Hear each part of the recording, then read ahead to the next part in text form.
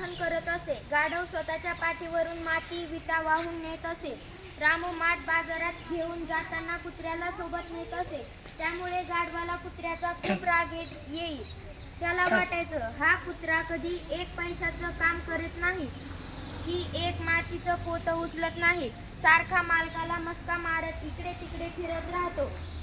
एक दिवस कुत्रा गाढवाजवळ आला आणि म्हणाला, मला तुझी मदत हवी आहे. काल रात्री आपल्या अंगणातल्या झाडामागे एक जंगली कोल्हा लपला होता. अंधारात फुलकणारे त्याचे डोळे मी पाहिले. मी त्याच्यावर भुंकलो सुद्धा, पण तो अजिबात भ्याला नाही. उलट नख दाखवत माझ्यावरच गुरकरला. हे जर मालकाला कळलं तर तो माझी चटणी करेल.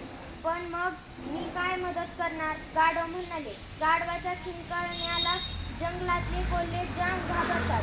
गाढव ओरडू लागली की कोल्हे जीव घेऊन पळू लागतात असं मी ऐकलंय.